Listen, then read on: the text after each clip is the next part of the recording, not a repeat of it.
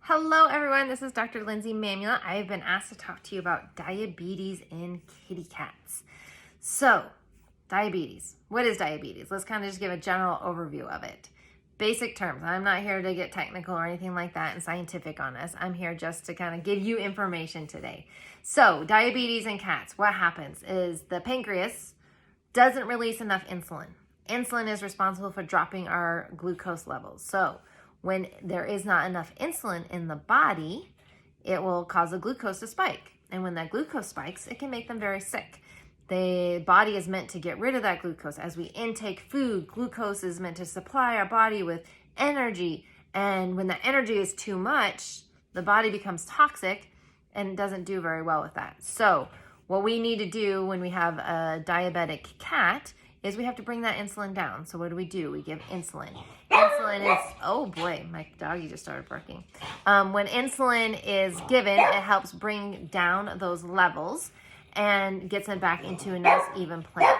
When we have that nice even plane, the glucose in the body is regulated, and it means the animal is doing great and the body can sustain itself. So with that being said, what alternatives can we do to treat diabetic kitty cats?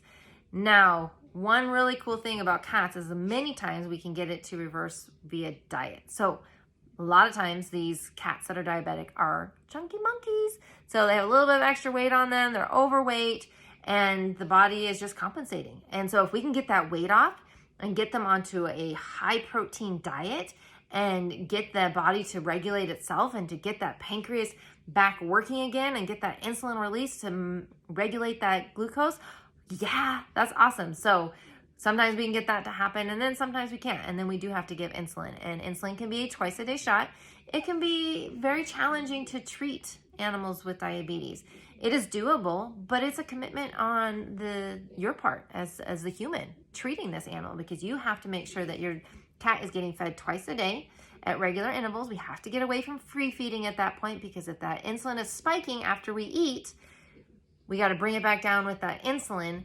And so we got to regulate that a little better. If we kind of have that even plane of nibbling throughout the day, that glucose is always high and the body really has a hard time getting that back down with that insulin. So what do?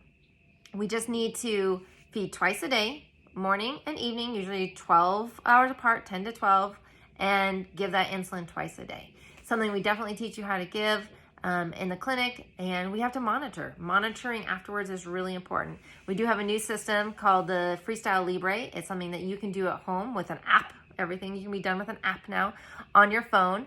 So something that's much easier than it used to be. We used to have to do it in clinic. Some people still choose to do it in clinic because they don't want that sensor on their cat. Either way is fine. We're happy to help in any way we possibly can. This is a labor of love, honestly, when it comes to treating diabetes, because it is challenging and it's tricky. It's not easy, but we're here to help you in all ways possible. So if you have any questions about diabetes in cats, your cat has diabetes, definitely call us. Let us know. We're happy to help. We're here to educate you, try and make things as easy as possible. Thanks so much. Bye-bye.